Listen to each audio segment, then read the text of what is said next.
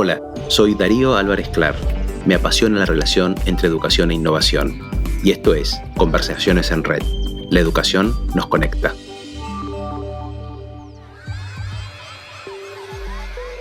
Es uno de los empresarios más reconocidos de la Argentina, con experiencia en el mercado financiero y en el desarrollo de emprendimientos inmobiliarios innovadores y de gran escala, entre los que se destacan las urbanizaciones Nordelta, uno de los desarrollos inmobiliarios más importantes de América Latina, puertos en Escobar y complejos en Florida, Estados Unidos y también en Punta del Este. Además, como coleccionista y filántropo en 2001, donó más de 220 obras de arte latinoamericano de prestigio internacional para la Fundación Malva, Museo de Arte Latinoamericano de Buenos Aires, una organización sin fines de lucro que actualmente alberga y exhibe una colección de más de 600 obras de importantes artistas modernos y contemporáneos de la región. Hoy, en Conversaciones en Red, hablamos con Eduardo Constantini sobre lo que significa emprender, proyectar, apasionarse y aprender durante toda la vida. Darte la bienvenida y agradecerte este rato, Eduardo, por compartir con nosotros algunas ideas, historias de vida. A mi modo de ver, no solo son ilustrativas, sino son inspiradoras. Gracias por este rato. No, gracias a vos, Darío. Es un placer conversar, ¿no?, sobre estos temas, dialogar y ver un poquito, ¿no?, por dónde va la vida, ¿no? Así es, y lo que reúne este podcast como eje es la educación, es la innovación, y yo me permití tomar 3 ideas que a mi modo de ver te definen en tu modo de ser, de actuar, pero que además hay obras claras de que lo sos. Entonces me gustaría, si hoy un joven tuviese que definir, y a nosotros en la red nos interesa hablar del emprendedurismo, además de tu propia historia, ¿cómo definís qué es ser emprendedor? ¿Qué nos define ser emprendedores? Bueno, yo creo que ahora, haciendo este brainstorming, se me ocurren 2 atributos, ¿no? Hay muchos atributos del emprendedor. Uno de ellos es, primero, lograr nuestra propia identidad, ¿no? Me parece que eso hace que un emprendedor sea original, ¿no? Se aplica a todos los campos de la vida, de la actividad, ¿no?, del ser humano. Pero me parece que ser original es pensarse a uno mismo, identificarse, y si bien una persona tiene que ver lo que hacen los otros, instruirse, educarse, en un momento tiene que patear al arco, ¿no? En un momento se tiene que encontrar con uno mismo y definirse. No es un momento de la vida, es una elaboración, pero encarar la actividad profesional con independencia y siempre pensando uno que puede agregar, que puede aportar, aunque esté, por ejemplo, dentro del marco de una empresa. En relación de dependencia, yo cuando era joven, yo me preguntaba, bueno, ¿yo qué le puedo agregar a la empresa? O sea, ¿cuál es mi característica específica, ¿no? ¿Cuál es mi fortaleza? Y bueno, en esto soy débil, pero hay cosas que yo tengo fortalezas y ahí es donde tengo que tratar que ellos lo vean y yo poder manifestarme y actuar, ¿no? Entonces, la historia personal que se aplica en todo en la vida, en todas las carreras, en los artistas, en los grandes médicos, ingenieros o lo que fuere, ¿no? Y la otra es el motor que nos lleva a la actividad, o sea, no quedarnos quietos, sino estar en la búsqueda. Y una vez que encontramos un camino, ser consistente, ser disciplinado, ¿no es cierto? Estar siempre en acción, no de una manera exagerada tampoco, de una manera equilibrada, pero nunca pararse, siempre pensar hacia adelante, ¿no? Cómo elaboramos, cómo proyectamos hacia adelante y cómo transformamos el tiempo en un aliado, en donde cuando estamos haciendo algo consistente, el tiempo es nuestro socio, porque a través del tiempo le vamos dando más coherencia, ¿no?, mayor consistencia, más espeso, ¿no es cierto? Como que uno está construyendo algo todo el tiempo, va construyendo y lo que va haciendo es parte de un todo. Por supuesto que hay una filosofía detrás de esto también, ¿no? Mientras te escucho pienso el ir hacia adelante, como una de las actitudes que hablabas del emprendedor, ir hacia adelante, tener una identidad, definirse, no bajar los brazos. Y también hay una cuota en ese motor que vos decís que el combustible también es riesgo, locura, ¿no? Porque digo, hoy desde donde estás parado vos, alguna vez parte de lo que decís también es asumir riesgos y decir, voy a hacer cosas distintas e incluso que otros piensan que son imposibles de hacer. Digo, pensar en emprendimientos, Nordelta era un bañado, hoy es algo ambicional de pertenecer. Entonces decís, ¿alguna vez alguien te dijo lo que estás pensando es imposible? Bueno, sí, bueno, varias veces, ¿no? La gente lo veía como que eso era demasiado grande, digamos, ¿no? También me decían el lago no se iba a llenar nunca, o que era muy lejos, o que era muy grande. Pero de nuevo, creo que uno, bueno, al estar parado frente a una alternativa que uno va elaborando, ¿no? Uno va también desarrollando una manera de ver y de pensar. En el caso específico de Nordelta, yo veía que el tamaño era una ventaja, no una desventaja. Que la escala era una ventaja porque le provee a Nordelta de atributos que un desarrollo de un tamaño menor, digamos, Nordelta tiene 1.700 hectáreas, hay desarrollos en 170 hectáreas, pero esas 1.700 hectáreas, por ejemplo, te permiten tener un lago de 200 hectáreas, ¿entendés? O el proyecto puede pagar accesos que son muy costosos en millones de dólares. O sea, vos para lograr la accesibilidad de la Panamericana, que hubo que construir 7 kilómetros, 2 puentes, y si tenés que desarrollar solamente 170 hectáreas en vez de 1.700, como es actualmente Nordelta, el proyecto no lo paga, digamos, ¿no? Ahora, por supuesto que también el tamaño tiene desventajas, en el sentido que se requiere una financiación mayor y una longevidad de proyecto mucho mayor. Pero uno desarrolla una ciudad donde la ciudad provee una serie de servicios, es decir, uno va confiriendo atributos al proyecto que se va delineando a través de los largos años, ¿no? Bueno, no quiero hablar de Nordelta porque puedo hablar 2 horas, pero quiero decir que uno dice, bueno, esto es una propuesta nueva, pero es una propuesta que bien hecha va a ser valorada o va a ser superadora de. Entonces, bueno, ahí es donde el motor se tiene que poner en marcha, tiene que haber consistencia, tiene que haber una serie de cosas, como por ejemplo la solidez financiera para que esté de acuerdo al proyecto. Si yo hago Malva y no sé de antes de hacerlo que Malva va a tener un déficit y que es un déficit para siempre, a perpetuidad, con un bono a tasa negativa, digamos, con un cupón negativo, y entonces no se puede sostener.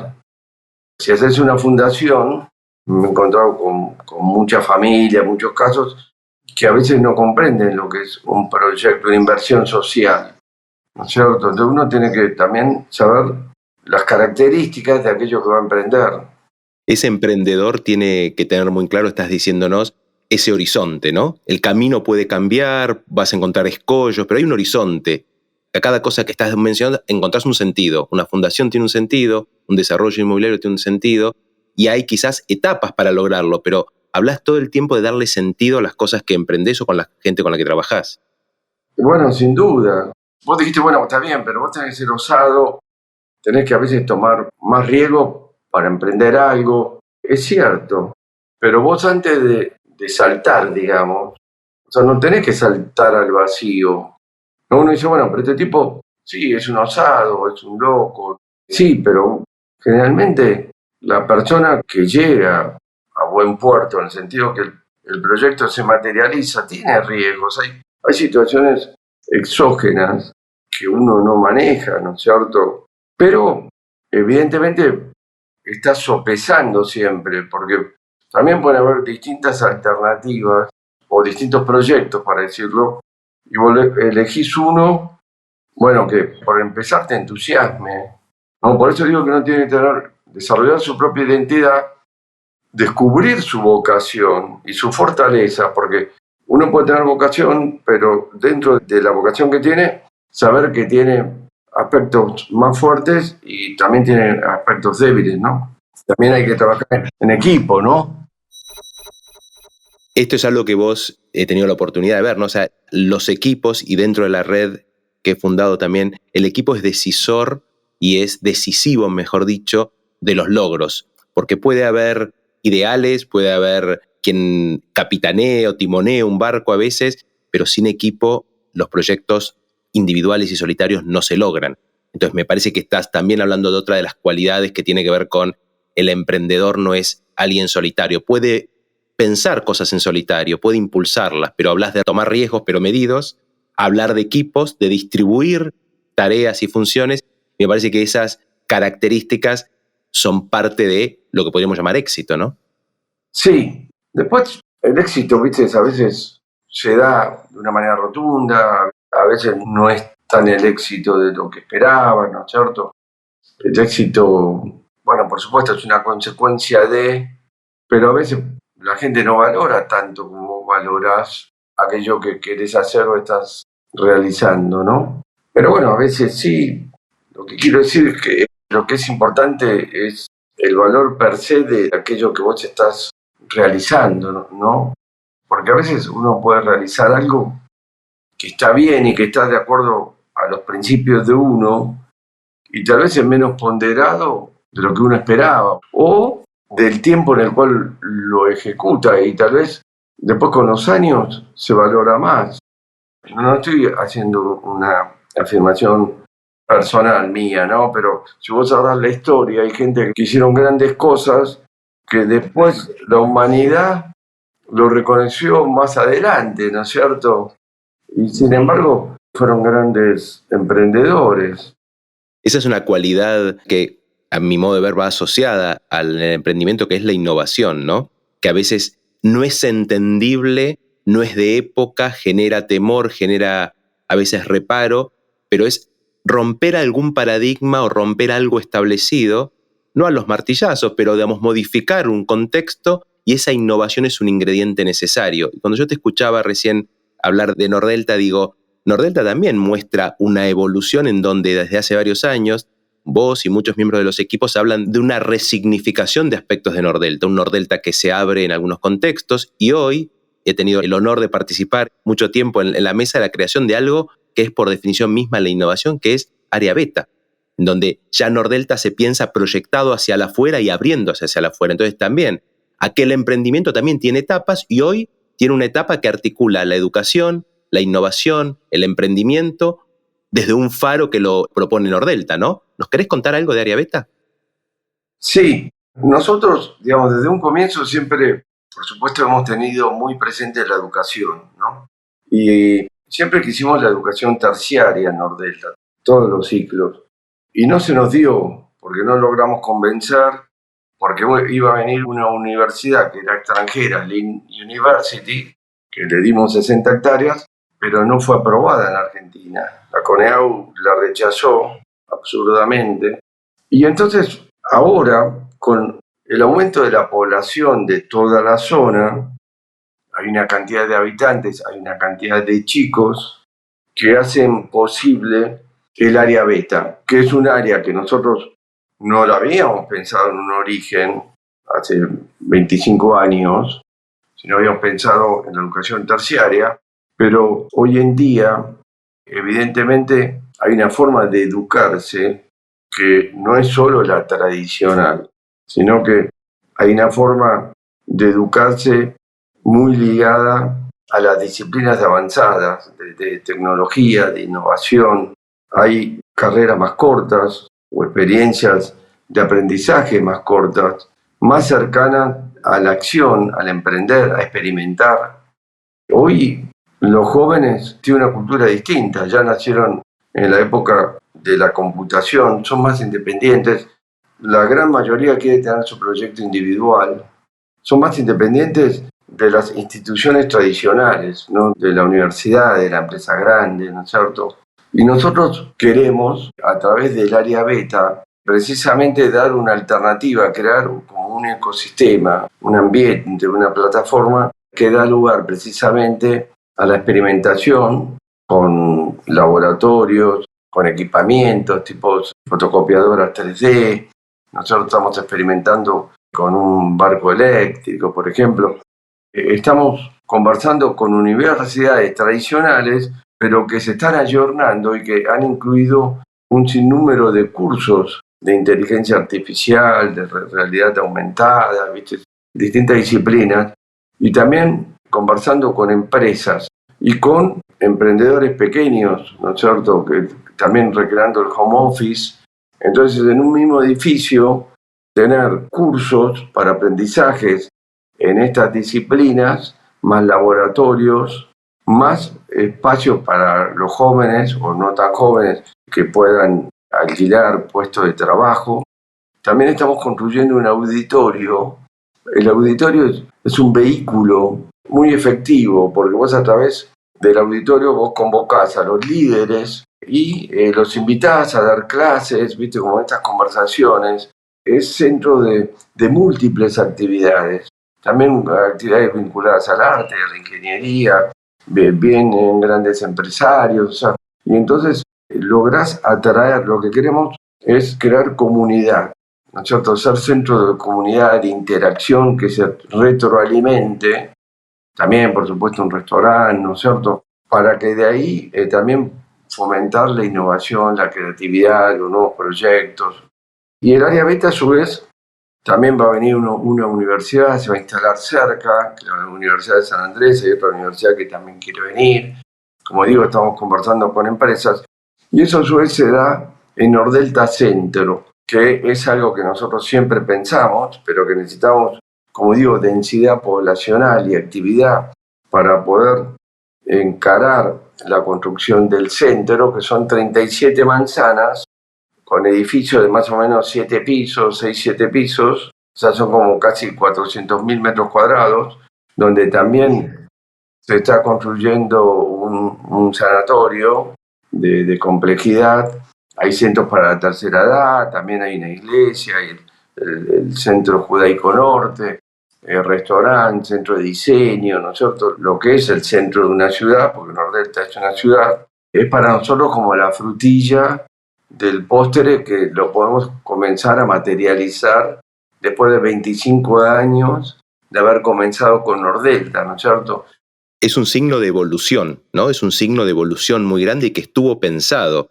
Y lo que voy a decir no es una infidencia, pero en reuniones en las que he participado, algunas con vos y con Juan, con Diego, en pandemia nos reuníamos todas las semanas, algunas personas a pensar en temas de área beta. Yo digo, hoy esta enumeración que vos hacés es hermosa, pero digo, fue muy difícil a muchas entidades, empresas, no importa quién, hacer entender el concepto. O sea, hoy hablamos de algo que es innovador, pero la seducción, el convencimiento y que se constituya ese ecosistema fue un proceso muy largo, que es maravilloso. El día que ustedes nos presentaban el diseño del hermoso estudio que lo va a hacer, es alucinante. Y era pensar hacia atrás 4 años de gente que decía, no entiendo de qué me están hablando y cómo va a pasar y dónde va a pasar. Entonces, también es linda ver la evolución de una idea que parece, como decíamos antes, quizás a destiempo o no es posible y que hoy se materialice. Así que felicitaciones y realmente es un orgullo que eso pase a ser un concepto, no solamente un espacio, ¿no? Claro, no, sin duda. Bueno, lo que decíamos antes, hay que tener persistencia, interactuar con, no solamente el equipo, sino que hay muchos socios, o sea, muchas partes, terceras partes. El secreto es precisamente lograr convocarlos, ¿no? Ser un buen curador, ¿no? Hablando de arte, ser un buen curador de experiencias, de personas, de entidades, ¿no? Poder curar eso y que sea algo que suene como una orquesta y no desafinado. Exacto, eso es muy importante. Y este es otro aspecto que a vos te define el arte, ¿no? O sea, creo no equivocarme diciendo que sos un amante, sos un experto del arte. Hoy pensaba, antes de juntarme con vos, es la primera vez que voy a hablar con un fundador de un museo. Yo he hablado con vos en algunas oportunidades de proyectos de educación, pero digo, ¿qué es crear, fundar un museo? ¿Dónde vibrás vos con el arte? ¿Dónde aparece en vos el arte? ¿Y por qué este legado tan importante para la sociedad, tan trascendente, que ya no solo es un Malva, sino que se viene el segundo Malva? Bueno, yo no me podría imaginar sin el arte. Parte de mi ser está tomado por el arte. Para mí también el arte está en la vida, ¿no? En lo que hacemos siempre hay una estética, ¿no? En cualquier actividad siempre hay un aspecto estético. Y yo me acerqué espontáneamente al arte cuando tenía 20 años. Y he hecho una trayectoria que fue de menor a mayor, que no me imaginaba terminando haciendo mal, ¿no? Sino que al principio me individualicé como coleccionista de arte, que tiene su definición, sus atributos, ¿no? Y ahí también definí cómo iba a ser mi colección, que es de arte latinoamericano, y me di cuenta, aparte aprendí de una persona que yo conocí en el año 1981, que se llama Ricardo Esteves, que me enseñó a coleccionar, me enseñó lo que es el valor artístico en el arte, digamos, la calidad de la obra, cuáles son las características de una obra para que sea una masterpiece, digamos, que trasciende la historia, que nuevamente los grandes artistas son aquellos que hicieron nuevos caminos, que fueron innovadores en el arte, no solamente manejaban la técnica y que te hacían algo, una obra de arte que te hace emocionar, sino que a su vez es una obra de arte que tiene una nueva diagonal. Así como Picasso, viste, es el fundador del arte moderno, ¿no? Transformando la figura con el cubismo, con Braque. Bueno, no vamos a hablar de arte porque también serían muchas horas, pero todos aquellos que hicieron una innovación en el arte, como Favaloro lo hizo en la cirugía, ¿no? Entonces yo, bueno, tengo que comprar las grandes obras, y yo me especializo del modernismo hacia adelante, o sea, de comienzo del siglo pasado hacia adelante de grandes maestros latinoamericanos, grandes artistas latinoamericanos. Entonces mi estrategia fue tener un seleccionado de los grandes nombres, tipo, no sé, los muralistas, ¿no es cierto? Diego Rivera, Orozco, Siqueiros, Frida Kahlo, Petoruti, Berni, bueno, Mata, Torres, como un seleccionado, y entonces creé algo que tiene un valor cultural, o sea, artístico, cultural, histórico, muy importante, que te diría que hoy casi es la colección más importante exhibida en el mundo de arte latinoamericano. Hoy está en el Malva. Pero bueno, fueron muchos años de coleccionismo y a medida que yo mejoré mi situación económica, también una gran inversión que, bueno, en su momento yo he comprado obras muy baratas, que hoy son muy caras, digamos, ¿no? Pero teniendo esa colección, yo iba a donar mi colección cuando muriera, pero las circunstancias de la vida me puso frente a un terreno que como desarrollador inmobiliario y observador me di cuenta que era espectacular para museo, porque estaba en esquina, sobre avenida, y entonces ahí me surgió la idea, ¿y por qué no hacer un museo? Como si fuera algo de todos los días, a cualquiera se le ocurre, pero es una sensibilidad de reunir esa pasión, esa expertise, con esa habilidad también de ver el lugar. O sea, se te ocurrió un museo, como a quien se le ocurre hacer una casa.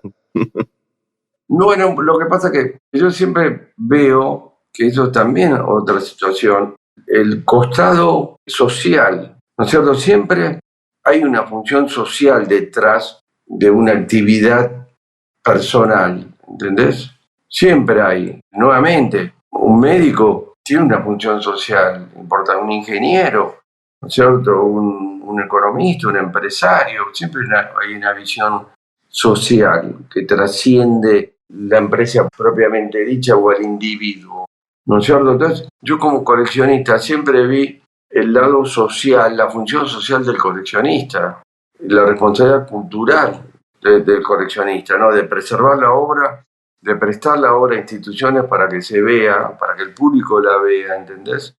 Y aparte el arte como una gran puerta de aprendizaje de épocas, de historia, de expresiones humanas, ¿no? O sea, es la gran puerta de aprendizaje también. Claro, la exaltación de los valores culturales de la época, de los países, ¿no es cierto? El rescate por ejemplo, ahora hay una mayor valorización de la cultura de los pueblos originales, ¿entendés? En todo el mundo, por suerte, ¿no? Entonces, como yo siempre vi eso, el museo es el lugar por excelencia de eso de ahí, es como la juguetería para un chico, ¿entendés? Y aparte yo tenía un montón de obras compradas en el exterior, que por ahí la tenían reservas técnicas. Entonces, hacer la casa de los homeless, de los cuadros que estaban afuera, que no tenían casa, y aparte se iban a ver entre ellos, ¿entendés? Entonces Frida pues, iba a poder dialogar con Diego y con Petoruti. Se reencontraban, un lugar de reencuentro le estabas dando. Claro, esta historia romántica, que también era cierta. Entonces, bueno, hacemos una sala para la colección permanente, después una sala de exhibición temporaria que vos convocás. Pero yo tengo un hijo que ahora está en la fotografía, que estaba en el cine, y otra hija que está en literatura, programa de literatura. Entonces de ahí inmediatamente surgió la necesidad del auditorio que te hablaba antes. Entonces hicimos un programa de cine independiente y un programa de literatura. Y hay cursos de arte, hay lanzamiento de libros. Después viene un diario que organiza y financia un foro de democracia, y en el MALA entonces van los candidatos a presidente, a gobernadores, y hay eventos de distinta naturaleza, fundaciones. Entonces nuevamente vos estás creando comunidad, por supuesto con el eje y el centro en la cultura, en el arte, y entonces se transforma en una fiesta. Luego ves tus obras que toman una dimensión mucho más rica. En vez de tener, está bien, por ahí tenés una pérdida patrimonial, pues yo doné todo, pero al nacimiento del Malva, que fue en el 2001. Del 2001 seguí comprando a mi nombre. Entonces ahora hay 2 colecciones, que yo los presto continuamente. Justamente me paso el chivo. Ahora se exhibe la colección Malva con la colección Costantini, que articulan y dialogan, y por eso hay piezas fabulosas, ¿no? Y yo sigo comprando arte, y el Malva tiene su programa de adquisición, sostenido por como 70 familias, tiene el Comité Artístico Internacional, tiene el Consejo, el Board del Malva, la Asociación de Amigos. Estamos continuamente prestando obras al exterior, ahora se van a la Bienal de Venecia. Es un proyecto admirable y que fue icónico, y que cuando uno mira la vida, cuando vos hablas del 2001, para algunos es un montón de tiempo, pero para la vida cultural, que es como pasa también con las escuelas, 20, 30 años es nada. O sea, se ha instalado un concepto y una propuesta de tan alto valor artístico y social que es muy repentino, es muy rápido.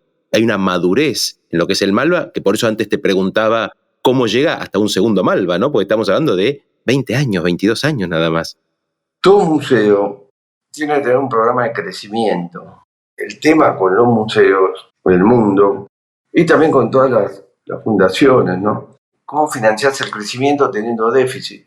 Entonces, eso se hace a través de donaciones de la comunidad. Ahora, en Malva no es fácil conseguir donaciones porque primero es arte y no es un hospital.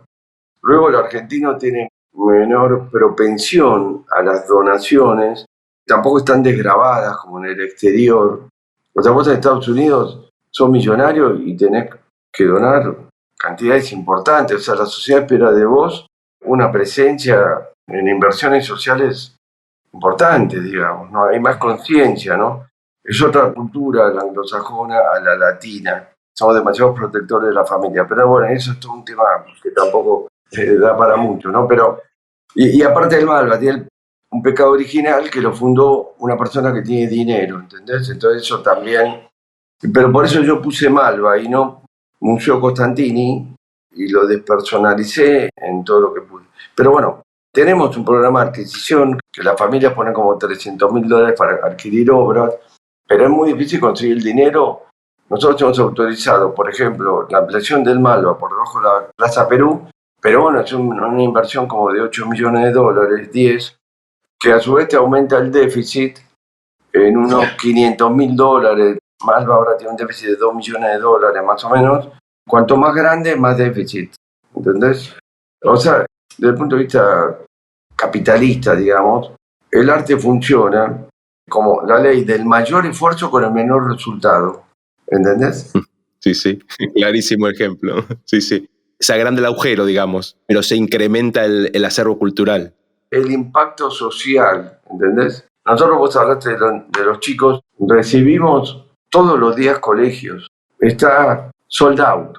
Y la mitad son colegios de barrios carenciados, ¿no es cierto? Que le pagamos el transporte, todo, para que lleguen al malo. Pero por eso es muy lindo. Tenemos programas de edición, de catálogos, tenemos programas para niños, tenemos programas para la tercera edad, para gente con otras capacidades, no videntes, etc. Y entonces yo disfruto el Malva, ¿viste? Cuando estoy en Buenos Aires, estoy dentro del Malva. Es tu lugar. Y además estéticamente, además de lo que se exhibe y el arte en sí mismo, el espacio está concebido como un lugar para querer estar, ¿no? Es más, chusmeando el nuevo proyecto también, el Malva en Zona Norte, digo, son lugares donde uno se quiere quedar, donde uno quiere ver arte, donde puede quedarse a leer, puede quedarse a comer, puede ser un lugar de encuentro, es un lugar que recibe, que acoge, ¿no? Me parece muy interesante también eso, como un lugar amigable en donde uno se amiga con el arte porque el lugar te invita a estar. Claro, bueno, entonces, Malva Puertos, yo creo que sí, que el edificio es muy atractivo, postcontemporáneo. Es un proyecto de Juan Herrero, que es un arquitecto español, especialista también en museos. Estamos hablando de un proyecto que tiene 2.000 metros cubiertos, más todo una plaza de arte de más de 2.000 metros, y donde vamos a poner el énfasis en el arte postcontemporáneo, también latinoamericano, y donde vamos a realizar muchas actividades también. O sea, vamos a estar todo el tiempo generando y convocando a la comunidad, por supuesto abierto, no solamente para la gente de Puerto, ¿no? Y que tiene el apoyo de la colección permanente de Malva y el contacto obviamente con todo el mundo artístico. De hecho, en Puerto también hay un programa de obras de arte en todo el desplazamiento de Puerto. Ya son más de 20 obras que están instaladas, donde Puerto toma conciencia de su identidad geográfica a través de las obras. Entonces vos a Puerto y ves desplazadas obras a lo largo de todo Puerto, ¿entendés? Arte a cielo abierto, ¿no? Es una de las características. Claro. A mí me encanta escucharte porque creo que sos un apasionado en todo lo que haces. Nosotros hemos pasado por distintos temas y en todo aparece la pasión, ¿no? Como ese combustible del motor del que hablabas al principio. Y habitualmente yo siempre pregunto, cuando hablo de educación e innovación, cuál es el valor trascendente de la educación, pero vos enunciaste algo que yo lo quiero volver a rescatar, que lo que fuimos hablando, que tanto los emprendedores, la actitud innovadora y el arte son tres formas de pensar, de ser y de actuar en forma individual o colectiva y que son trascendentes. Vos todo el tiempo hablabas de los legados, lo que queda, más allá. Pese a que sos una persona joven, con actitud joven y con ganas de seguir emprendiendo. Joven psicológicamente. Exacto, pero digo, esa actitud me parece que es parte de esa trascendencia. Yo como educador creo que la educación tiene un valor trascendente, pero vos hablaste de un montón de cuestiones que son actitudes. Por eso digo, te definía como emprendedor, como un innovador, como una persona con una enorme sensibilidad y cultura hacia el arte. Digo, y eso también es la trascendencia. Vos todo el tiempo hablas de lo que viene. Entonces a mí me gustaría, para ir cerrando y agradeciéndote el tiempo, decir, en una época de mundo, de país, estamos en octubre del 2023 en Argentina, en conflictos a nivel internacional, ¿qué mensaje tenés hacia los jóvenes? ¿Cuál es un mensaje para un joven hoy, pensando en todo lo que estuvimos hablando? ¿Qué tenés para decirles? Yo creo que la vida es un don, es un misterio, es un don magnífico, donde ellos, los jóvenes, de alguna manera tienen una obligación para con la vida, ¿no? Y para con la sociedad. Porque la obligación nuestra es desarrollar al máximo los dones que tenemos, que es la inteligencia, la voluntad, los valores, y que nosotros tenemos la obligación de hacer crecer, enriquecer los valores, que es el pilar de la vida, y tener una mentalidad constructiva, que uno va construyendo su vida, le va dando un sentido. Muchos tendrán creencias religiosas o no, pero yo le encuentro el sentido de la vida sin duda en los valores, ¿no? Independientemente si uno dice, bueno, Dios existe, no existe, porque los valores son inexorables. No podés vivir sin valores, ¿entendés? No podés transgredirlos. Es como un absoluto, ¿no? Y dado esos valores, vos tenés la capacidad y la voluntad, y creo que la obligación es desarrollarlo eso en términos creativos, en términos constructivos, en términos sociales, solidarios. Entonces uno también tiene una responsabilidad, y esa responsabilidad también le da sentido a la vida, porque a veces uno por ahí se pierde, porque también hay como una contradicción en el ser humano, y es que nosotros tenemos la percepción de lo que es trascender, ¿no? Digamos, del infinito, ¿no? Y no queremos la muerte, no queremos morir. Y de alguna manera uno trata de pelear contra eso, que es una batalla perdida, ¿no es cierto? Claramente. Pero tenemos que aceptar nuestra naturaleza, donde está la muerte, donde está la vida, y el tiempo que nos toque vivir, siempre ser constructivos, intentando ser optimistas, dándole color a la vida, pero la base de eso es estar convencido que estamos haciendo algo valioso porque lo hacemos con honestidad y con nuestro mayor esfuerzo, con todas las limitaciones que tenemos. O sea, no tenemos que ser Messi en la vida, ¿viste? Tampoco tenemos que tener un nivel de exigencia que después nos frustra y nos deprime. No, amarnos como somos, pero seamos honestos, ¿entendés? Está fantástico. A mí me gusta mucho escucharte y quiero agradecerte este tiempo, este mensaje. Yo creo que con tu historia de vida, con tus reflexiones, nadie queda indiferente. Yo digo que el formato podcast, cada uno nos escucha de donde quiere y como puede, pero dejar ideas instaladas para abrir nuevas preguntas creo que es la tarea también de la educación. No dar todas las respuestas, instalar ideas que alguien se haga preguntas y diga, ¿qué me dijo? ¿Cuánto me llega a mí esto? Así que quiero agradecértelo y cualquier mensaje con el cual vos quieras cerrar va a ser bienvenido. Agradecer tu tiempo, tu generosidad, tu obra y esto de poder pensar siempre que lo que hagas tenga un impacto comunitario. Creás comunidades. Así que gracias, Eduardo, y te dejo que te despidas vos. Bueno, no, muchísimas gracias. Estamos todos en el mismo barco, ¿no es cierto? En el barco de la vida, el hermoso barco de la vida. Así que hay que navegar. Esto fue Conversaciones en Red. La educación nos conecta. Si te interesó, puedes seguirnos en Spotify para enterarte de las novedades de los próximos episodios. Y también puedes seguirnos en nuestras redes sociales, @reditinere, para compartirnos tu opinión y seguir conversando.